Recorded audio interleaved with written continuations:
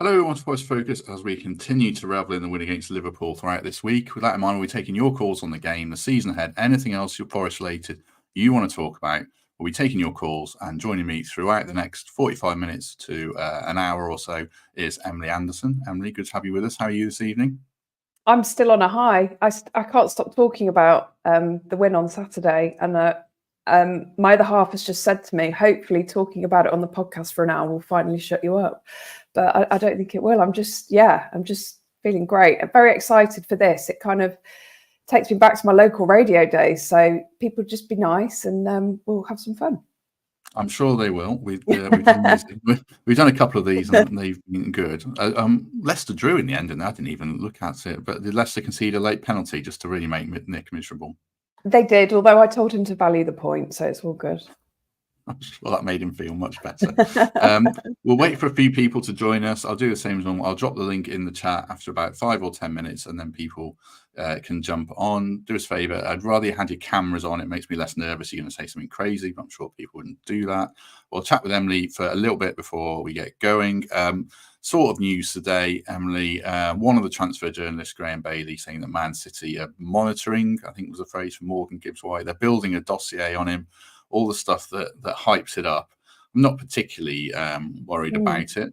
How do you feel? Well, we're obviously doing something right, aren't we? If Man City are looking into Morgan Gibbs-White, it's a great compliment to him. And if they've got a dossier, which sounds ever so elegant, doesn't it? They're obviously doing their homework on him. And, you know, I think I see that as only a positive thing, really. I don't know how much I would believe it necessarily. I can't imagine Man City would need a Morgan Gibbs-White type character because they seem to have plenty of that in their squad. But if we're being talked about by the likes of Man City, then all is good in the world. We've broken Liverpool. James is right. They've conceded after 3 minutes in their first Champions League game against, I think it's in Milan. Yeah, it is in Milan. Christian Pulisic has scored, the ex-Chelsea player. Keep an eye on that. If you're losing away at AC Milan, you've got problems, I think, in the words of Arne Slot. Yeah, well, not really. They're very good. The new manager bounce didn't last very long, did it? No. Well, and I don't know if you heard any of his post-match press conferences, but he wasn't very complimentary about Forest. So I don't really feel sorry for them at all tonight. No, I'm not really. I don't really care what opposition managers say particularly, but it was quite funny. It just felt a bit personal. Just felt a little bit personal, and isn't it great that some of the high-profile pundits are having to eat their words about us now? I don't know if you heard Simon Jordan talking on TalkSport at the beginning of the season, saying Forest are definitely relegation fodder, and if they do anything better than that, he'll drive around London in his noddy car. He had to eat his words on their mid-morning programme yesterday, apologising to Forest fans and saying that actually we've got a really good squad, and on Saturday's performance there is no chance we're going down, and he's had to rethink his calculations. And Chris Sutton, who predicted a 2-0 loss for Forest on Saturday, again had to eat his words. In fact, he was on East Midlands Today tonight just to say, I'm sorry, I didn't realise Forest were actually quite a good squad now. I think there's a collective underestimating of us amongst the punditry class nationally, who I don't think don't look beyond the big six teams necessarily, I think, and they just, there's the league table from last season. They finished 17th by 6 points. They must be crap, and they don't really look at the deeper story. And they still seem obsessed with the ridiculous transfer window that we had in the first season. And one journalist wrote today, finally Forest are doing good business in the transfer window. Well, actually, we only had a couple of silly windows, and the last few have been absolutely fine. But yeah, I think a lot of the national journalists just write a few notes on us and then just go with that. But as I've said before on here, I'm quite happy for us to fly under the radar and just crack on with our business. That's the only problem about Saturday's win, is people are starting to look at us now and talk about us. So yeah. Yeah, I think if you go back to the promotion season, I think we've done good business. Obviously, when we came up and made 30 signings, some of them were duds. They were always going to be, but generally, I think we've done good business since we started signing those clever loan players like Garner and Davis and people like that. But just the other thing I was going to mention before I drop the link in, I think yesterday was the 3-year anniversary of the Middlesbrough game, which was Houghton's last game. Along with that Stoke away defeat, was like the lowest of the low points, I think. So it just shows how far we've come, is the cliche, isn't it? Yeah, I mean, I was at that Middlesbrough game, and I couldn't see where Forest were going to score a goal, let alone win a game. And we were kind of preparing ourselves for League One, and thinking, where do we go from here? And do you remember when the name Steve Cooper cropped up, and everyone was like, "Who? What?" I didn't see him lasting more than a few months, and you can't quite believe, can you, that 3 years on, and here we are, talking about beating Liverpool at Anfield, 7th in the table, Milenkovic, Murillo as our centre-backs, James Ward-Prowse on loan. It's ridiculous, really, isn't it?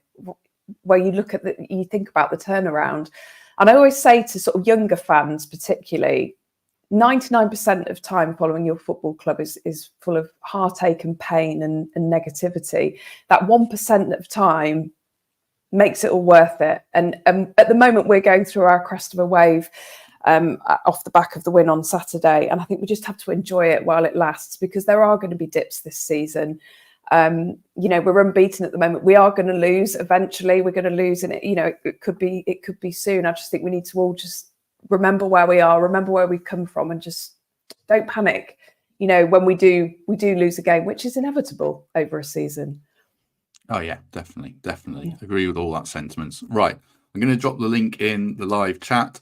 Just click on it, add your screen name, make sure your mic and camera are working. I can see if they're not, so don't worry about that. And then jump on for 5 minutes or so, say whatever you want to say about Forest, and we'll have a chat with you. And then hopefully we shall move on to the next caller, because this show doesn't work if people don't call in. Otherwise, it's just me and Emily chatting till we run out of things to say, then disappearing. So here is the link coming now into the chat. Make sure it goes in. Yeah, there we go. So we'll take a word for the Trent navigation, so we can spend more time with callers. As I've been saying, the 28th of September is the Fulham game, mixtape with Steve McGill. So get down and show your support for that. Should be a good evening. And this is Tuesday night, so tomorrow is pizza night, only £8.50. I've had some interesting comments on what people's favourite pizzas are. Carly Davis, the Forest women's manager, with jalapenos, hot sauce and pepperoni was the most recent one I recall. So show your support for that. We've got 3 callers waiting already, so we'll get straight into them, rattle through as many as we can, starting with David. Good to have you with us. How are you doing? Good evening, Matt. Hello, Emily. I'm doing really well, thank you. Hi, David. You good? Yeah, good. Are you? Not too bad. Yeah, I've got to get the most important thing out first. Are you ready? Go on. Go for it. Pizza, no cheese. Oh, What? gosh. And I live in France. Yeah, I just despise Isn't it. that flatbread, not pizza? I've got no idea, but it's good with a glass of red wine. But Lovely. no It sounds cheese, please. lovely. Why, Matt's never asked me my favourite pizza choice, so I feel quite left out here. Oh, quickly, because we've got lots of callers. Dead boring. Sorry, Yeah. vegetarian, boring. I've got Vegetarian. I've got What do you want to say about Forest, David? Well, on Saturday in the afternoon, our midfield had a very English slant to it, didn't it? When we brought Callum on, and in the middle, of course, we had Ryan Yates and Ward-Prowse, and number 10, we had Morgan Gibbs-White. In the international break, England played Ireland and Finland, and I think we won both games 2-0. If those Forest 4 players had played in that England midfield, would England have still beaten Ireland and Finland? I think they would have done. And this is a bit of a sneaky way of saying Ryan Yates for England. I knew that's where you were going, because I've seen you say that in the chat a couple of times. Yes, I'm sure they would. You're a big Yatesy fan, Emily. So what do you think? Could he play for England? I love Ryan Yates. Everyone knows I love Ryan Yates, and I get a stick for always putting him in my team. And how great was he on Saturday? I'm going to sit on the fence here, because I don't want to offend anybody. But I think we would beat Republic of Ireland and Finland with those Forest players in the side. But I would suggest that maybe he's a bit too far down the pecking order for Lee Carsley. But that doesn't mean he shouldn't. That's a measure of how far Forest are coming through. Yeah, no, it is. Yeah, actually play in an England team and go out there and beat credible credible teams. Emily, I also want to say well done on the selection that you picked, because everybody had that like, what? No Alanga, no Callum Hudson-Odoi, and there you were braving it up. You weren't sitting on the fence that night. And before I go, Matt, I want to say one thing. I think Forest fans collectively have to raise our expectations. We have an owner that's just won a European Cup, and his family are winners. We need to set our sights and pick our chins up and start looking at top 8, because they're not talking about it publicly, but this management team and the players have got their eyes on the European Cup place by hook or by crook. It won't be the League Cup, but it could be the FA Cup. It could be finishing 7th. They're high performance athletes and they're going for it. I don't know where they're going to finish. I said top 10, and hey, let's see what happens. But this is a top 1 podcast anyway, and I should let you go. Oh, thank you. Let's enjoy the ride, David, because, you know, like you say, you don't know what's going to happen. Just enjoy it. Yeah, you're making it a treat. Thank you for looking after all Forest fans tonight as well. Appreciate it. No problem. Thank you. There is always a team that breaks from the pack, Emily. You said it'd be West Ham. I think it that could was be poor. Forest. Well, it's early season. They've had tough fixtures.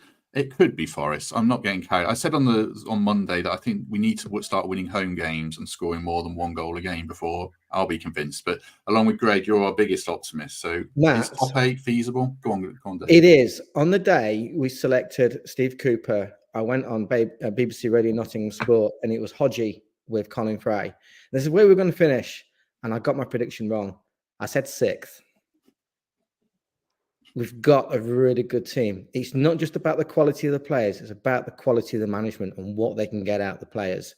And this management team, from top to bottom in terms of the management team, they are really good. They are one heck of a unit, and they're all about high performance and looking after the players as a family and developing them individually.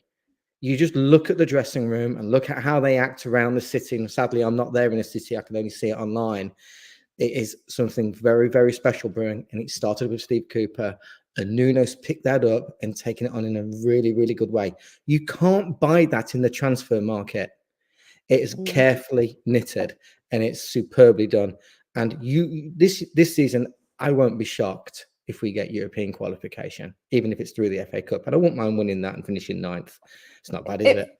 It feels different this season, doesn't it? It feels like we've really stepped up a notch. We're not just trying to stay in games. We're not just trying to hope and pray that we can hold on. We're actually dominating games without dominating possession, and it's really good to see. I think, you know, you can see that from the signings we've made, and Saturday tells you an awful lot, doesn't it? Like Matt says, I just think if we can get those home games sorted, it's almost like they need to break the duck at home, don't they? And I think once we start winning at home, it'll become a fortress again. They're taking personal responsibility and they're managing the games. Come on, Matt, you should get the next person on. Let's get me off. I will. Thanks for joining us, David. Very much appreciate David. it. I shall let you go, but good to have you with us. Cheers. Bye-bye. Well, I just wish I was on to look at those bits quickly. I tell you, the only reason I'm sceptical is for us to finish top 7th, we've got to finish above some of these teams: Man City, Arsenal, Newcastle, Liverpool, Aston Villa, Chelsea, Manchester United, Tottenham, West Ham. If we do that, it's just an extraordinarily good season, because that's 9 teams. I think there's always 9 teams that I look at and think, and I'd throw Brighton in there as well. That's half the Premier League, so we'd have to have an extraordinarily good season. England's squad for the Euros, the midfielders were Rice, Gallagher, Wharton, Mainu, and Trent played central midfield. There's a gap for one player there alongside Rice, but I don't know. I love Ryan Yates, but you know, Gallagher's playing for Atletico Madrid. Adam Wharton's class. Man United have got Kobbie Mainoo. If he gets in ahead of them, then he's doing very well. Right, we've got 4 people waiting. I'll let them jump in. Raf is next. Raf, good evening. How are you? Evening, team. Still on a Hello. massive high. Yeah. And absolutely love this format. Absolutely brilliant. Yeah, great to see you guys again. You too. What do you want to say?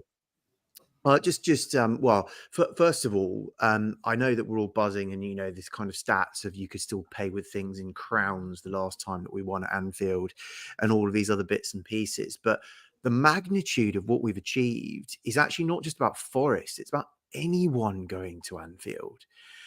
Slot hadn't lost in 30 games.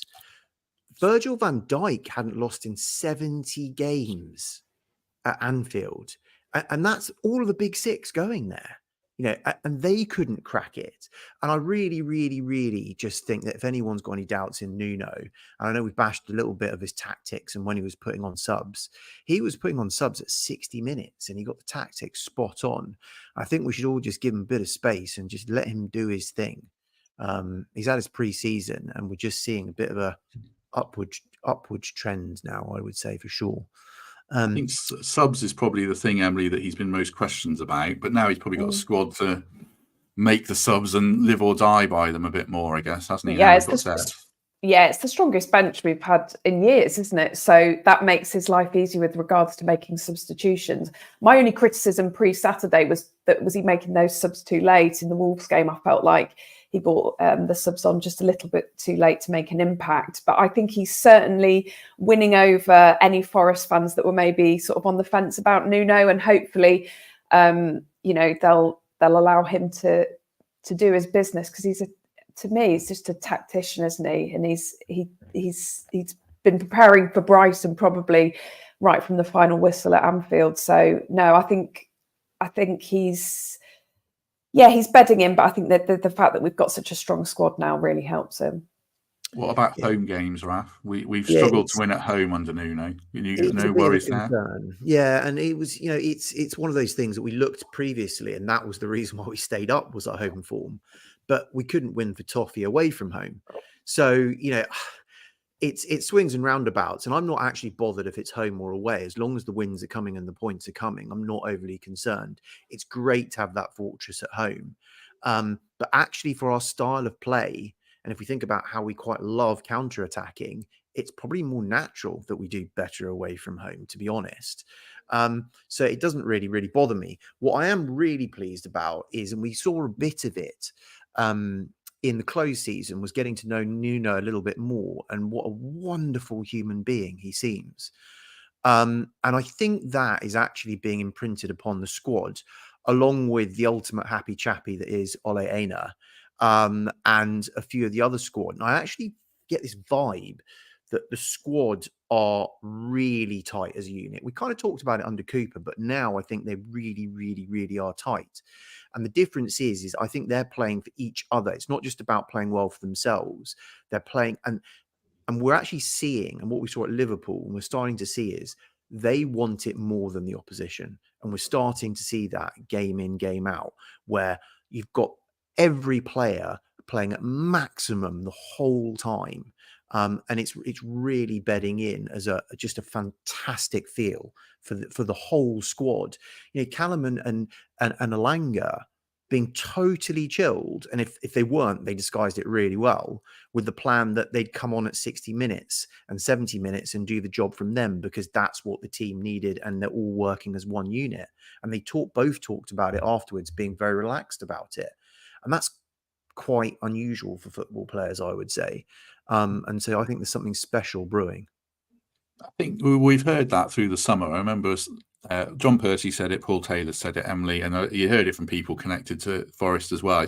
I guess it's sort of typified by Aina and Yates in the social media videos that we see. I don't know if you've seen the match day pass with Ola at the end, saying cheerio and not knowing who we're playing and stuff like that. He's very funny. And I think Raf makes a good point that we've had some wrong uns over the years, but we don't have any at the moment. I don't think we've had any going back to the Cooper as well, to be fair. The squad feels really tight, really together. And it's a joy to see those behind the scenes moments where you can see they really are pals. I can't remember if it was on this podcast or on a radio show I was listening to, just the comment about the fact that Morgan Gibbs-White's face at full time to Nuno just, to me, said it all. He's clearly got so much respect for him, and there's a mutual respect and love there. Elanga, Hudson-Odoi and Ola Aina have just got this gorgeous little threesome going on, for want of a better word. Just have a great time in training. So yeah, it's a real joy to see, because we have had those moments, haven't we? We have had those players that you can see there are problems in the dressing room, and that's often played out on the pitch as well. But they're all working for each other. They're all playing for each other. And yeah, I love it, and I cannot get enough of those behind the scenes stuff. So if anyone from Forest admins watching, just please, we want more of that. More of that, please. 1,000 eggs. I can feel a chant of chant turning into something about the missing egg that is Slot's head or something like that. But yeah. There's a couple of people in the chat putting names of wrong uns in, and they are accurate, I think, but they're not here anymore. So do us a favour and hit like on the video if you haven't already. There's 230 people watching. We've got 4 people waiting to come on. So I shall let Raf go, but good to have you with us, Raf. Both. Thanks nice again. To see you, Raf. Oh, it's absolute pleasure. Thanks both. Cheers, Raf. See you later. Bye. Right, next up is Lee. In his truck. Lee, how are you? Evening. I'm very good, thank you. Are you? You good? Yeah, good. What do you want to say about Forest, mate? I mentioned him on the last one we did. Milenkovic. I don't know about that lad. He's immense. And Murillo, alongside him, I think we just might have 2 of the best central defenders by Christmas time in the whole league. They match up very, very well. And he's such a calm character.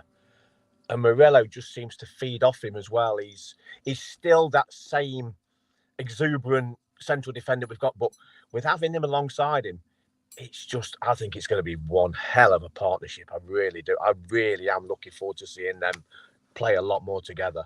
I don't know. It really excites me that we've got a solid back 4 with those 2 there. It really does. I think it bodes well for the rest of the season. I really do. I agree with you, Lee. Yeah, I totally agree with you. And did you see after we scored on Saturday, it was Milenkovic that was going, right, everyone calm down. He was like the voice of reason, the dad of the group, and he's just so calm in every situation. And we love the fact that Murillo's like a little excitable puppy sometimes, and he wanders off, doesn't he? But he's always there to defend when you need him to. And he's now got that big brother next to him. And I totally agree with you. I think that centre-back partnership are already proving to be incredible. And then if you put the fullbacks on either side of them, you can see why our defensive stats are as they are when you've got those. Definitely. And I think also with the changing the fullbacks as well, it doesn't matter whether you drop Nico in there or it just those centre pairing. I just think they give everybody else that bit of a big up because they know they're secure at the back with them there. He's so calm as well. Well, obviously, goal, that little tackle that come in, he reads it so well. I think he could be 12 million quid's worth of very, very well spent. I really, really do.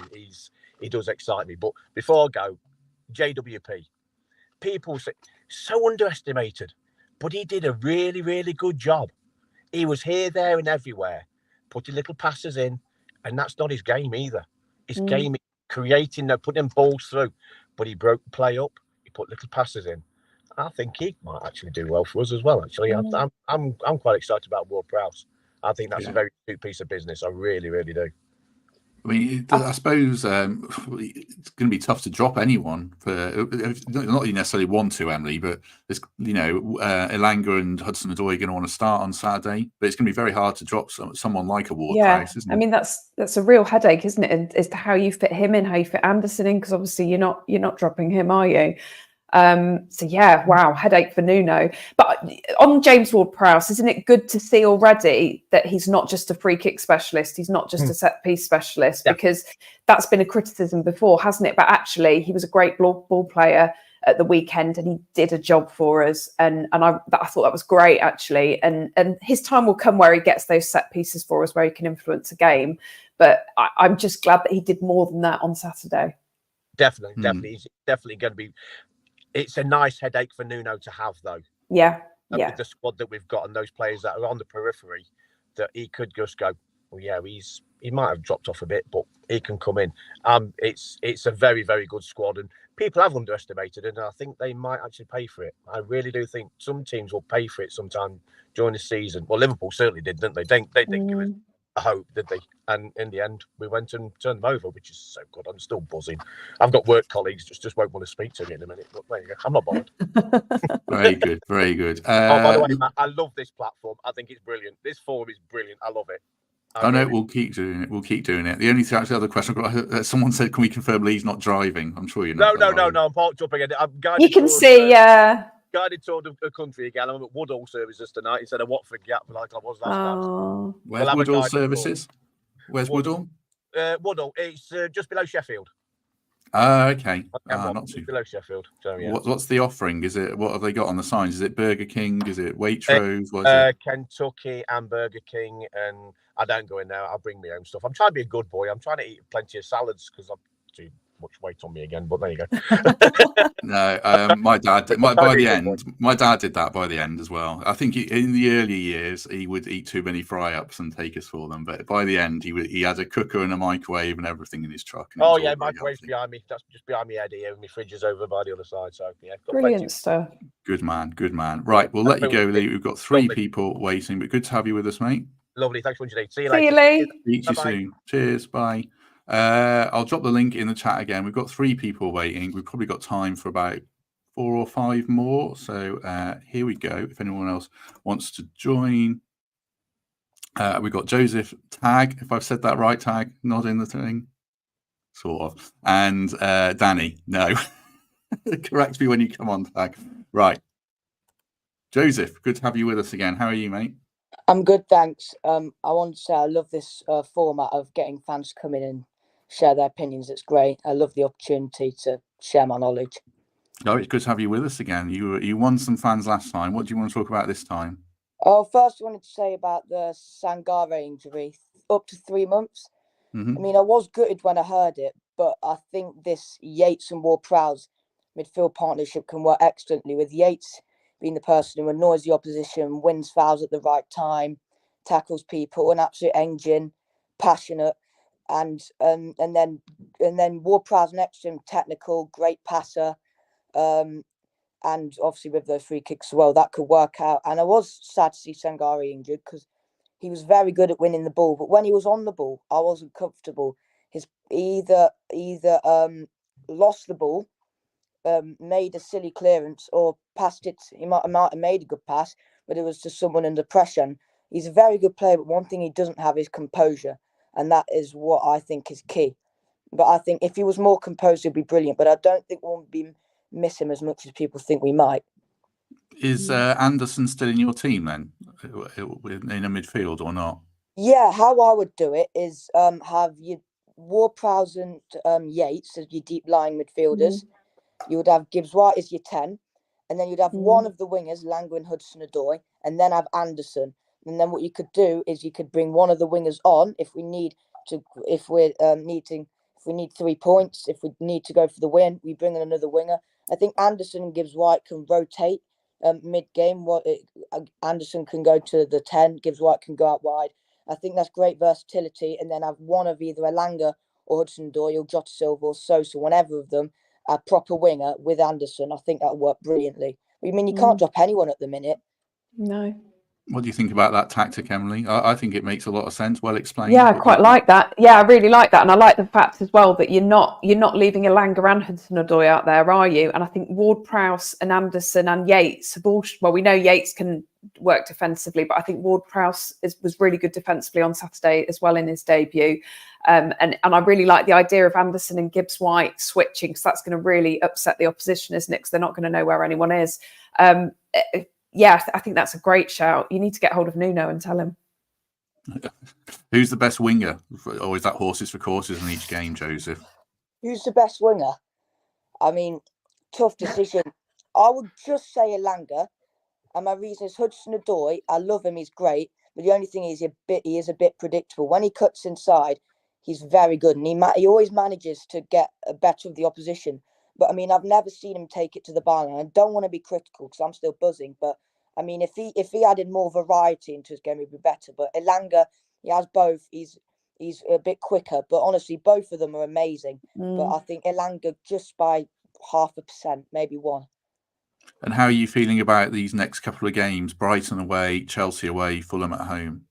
Well, Brighton are in good form. I mean, 0-0 draw to Ipswich, but their manager got manager of the month, actually. And they're great, but I think we could really hurt them on the break. I really think we could. I think another 1-0 win. Nuno masterclass. right subs. And you could see when Hudson-Odoi scored that goal. I don't know if any of you seen the bench camera. Hudson-Odoi, his face was just like, that's our plan. It's worked. So he knows his tactics will work there, and he was chuffed. So I think if he gets everything right, the players, all 11 players wanted it in that game. If we can have that again, I do think we could get 3 points. And players will buy in, Emily. If you're winning games, it doesn't matter if you're on the bench to a degree, but players are happy coming on for 30 minutes if the team's winning, I think. Yeah, and Elanga and Hudson-Odoi, who ordinarily in a team that wasn't so together and so gelled, may have been really annoyed that they missed out on a start at Anfield, but they will have known very early on that they were part of the big master plan. And actually Hudson-Odoi, who started on the bench, is who everyone's talking about. And that incredible pass from Elanga that I can't stop watching. I mean, it's just incredible. I think if that had been a Man City player doing it, they'd still be talking about it on national television and radio now. But yeah, I think Elanga and Hudson-Odoi won't want to be on the bench every single game. And obviously there'll be rotation and there'll be different options depending on who we're playing. But we saw that against the Liverpool on Saturday, that tactic worked. There might be games where Ward-Prowse starts on the bench, or maybe Anderson has to start on the bench. So I think it's just about having that rotation and knowing how you fit into the plan. And Hudson-Odoi and Elanga just carried that out to perfection at the weekend. Any final words, Joseph, before we let you go? One thing, what Emily said, I totally agree. If all the players combine and understand they're not on the bench because they're not playing very, it's not that they're not playing well. It's that he's got to rotate. If he does his homework, which by what we've seen, he definitely has. That different players will play against different teams. Like what I thought was with Moreno, I thought we needed. I think Aina's better defensively than Nico. I love Nico, but I think personally Aina and Moreno work brilliantly. And then if we're going more attacking, you could have either Aina as pushing as high wing backs with Williams. But yeah, other than that, that's everything. Buzzing about the result, and yeah, I think if everyone buys in, it'll be a very successful season. Very good. I'm going to let you go before you use up all the good points. We've still got a couple of people waiting, but good to have you with us again, Joseph. Thank you. Bye. Thanks, Joseph. See you. Cheers, mate. See you later. Bye. Bye. Are you on vodka and lime, by the way? There. I'm on water. Water with lime. I mean, how rock and roll am I? Extremely. I know, Right. I know. I'm wild. We've got 2 more callers waiting.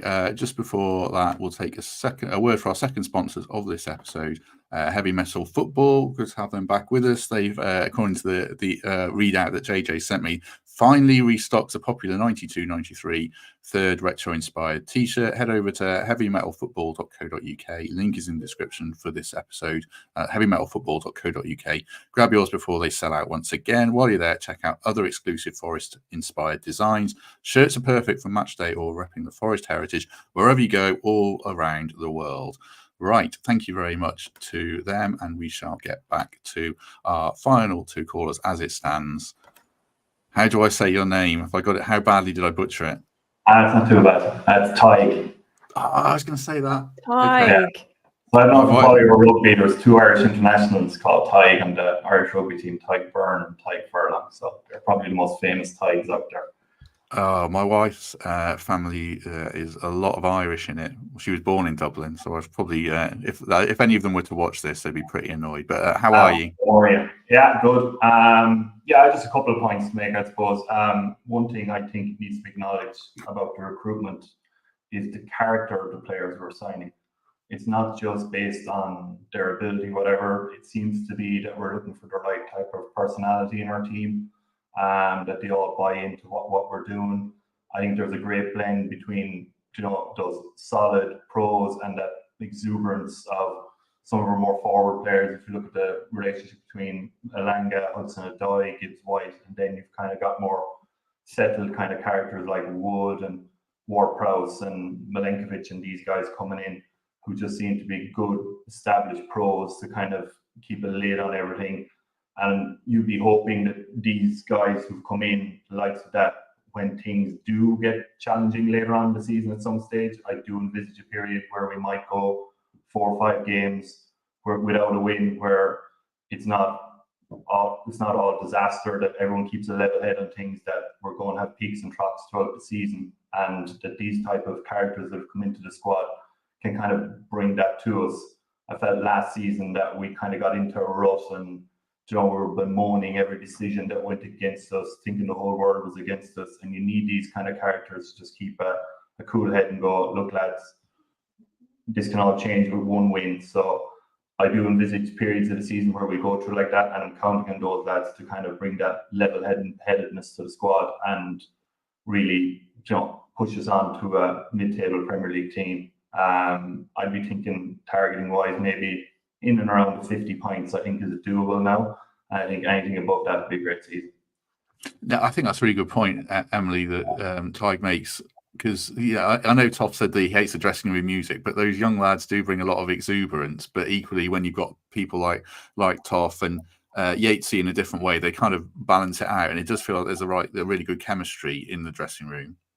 Yeah, there's a really good blend, isn't there, of young and old and experienced players that probably have to really work hard on their trade and work hard on what they do. Like, I'm thinking about Ryan Yates type character.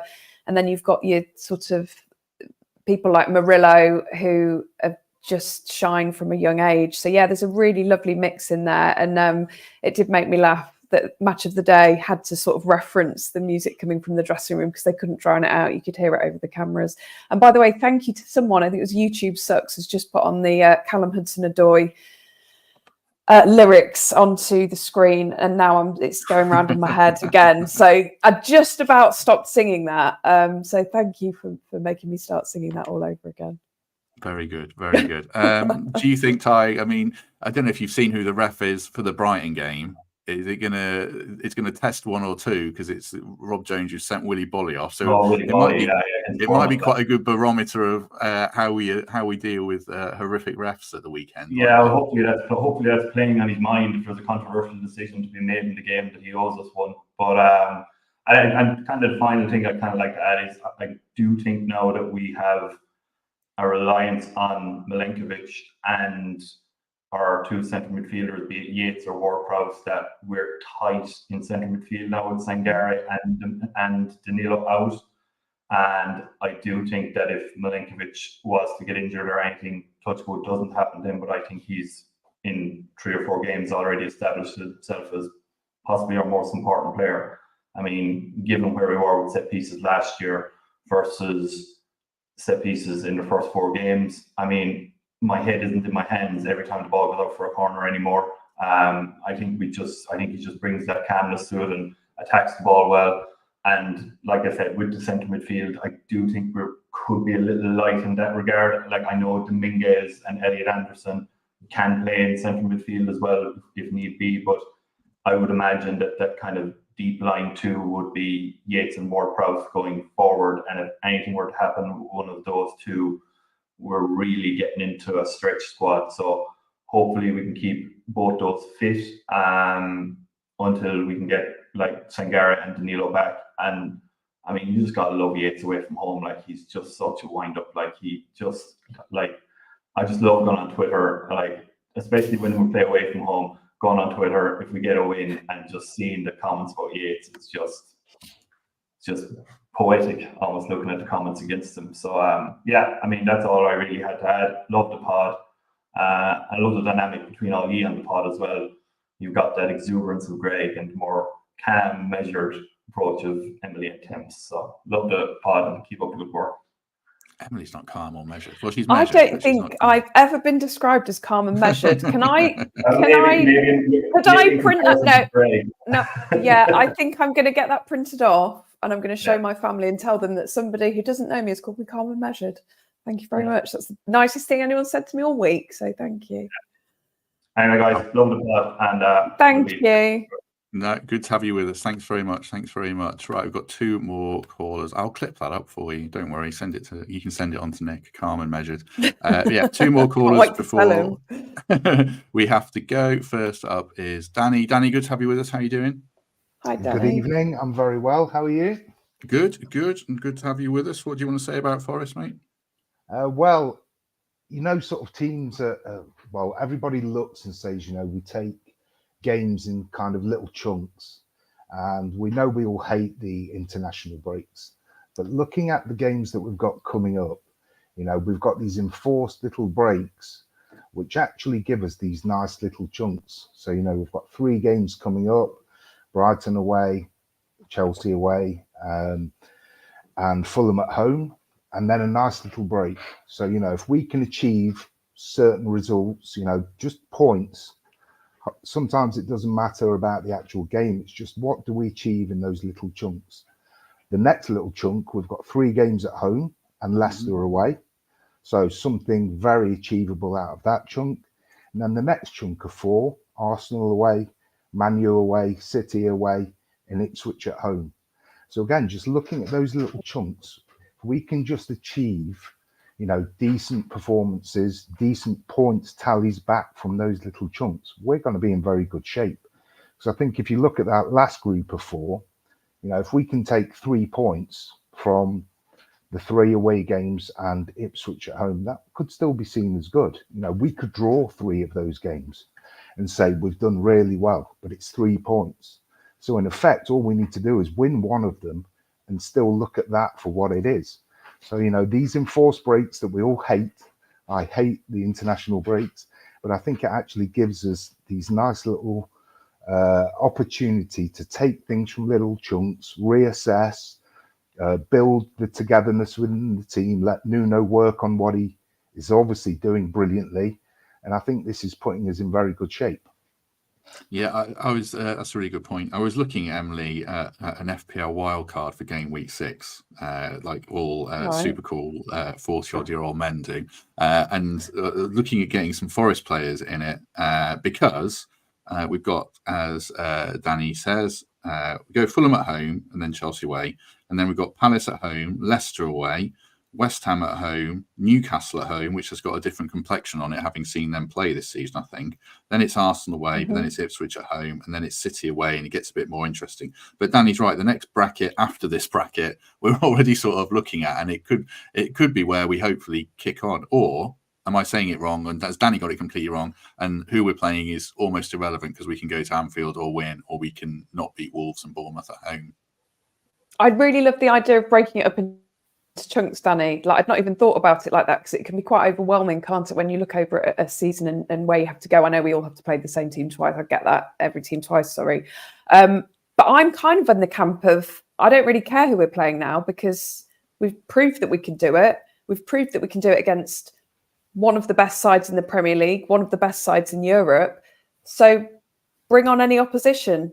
Come at us and we'll see what we've got. And I feel super confident that we can win against Brighton. But equally, if it doesn't go to plan on Sunday, it's not the end of the world. So but I'm really confident that we can. And barring a few teams, there isn't anyone in the Premier League that scares me now. Man City, obviously, are a different kettle of fish, but... Yeah, them and Arsenal, I think. Yeah, absolutely.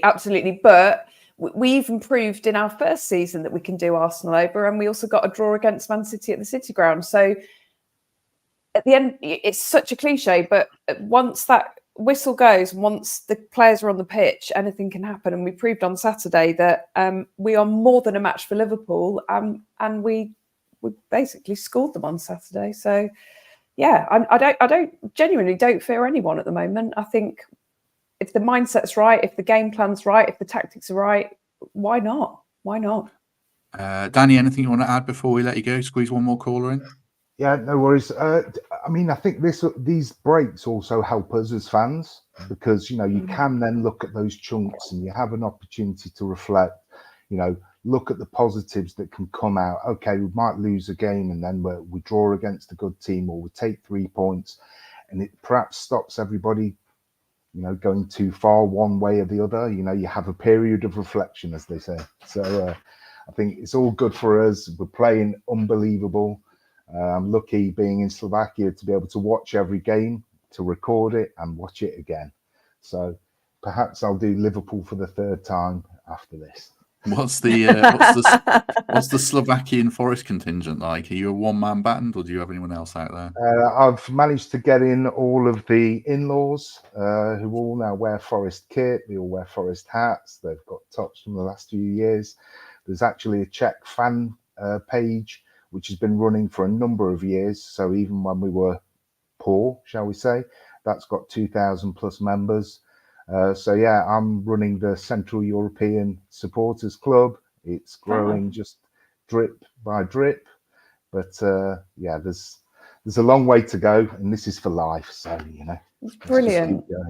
Where can people? We do have people who are listening in that part of the world. Where can people find Central European Sports Group? Is it on Facebook?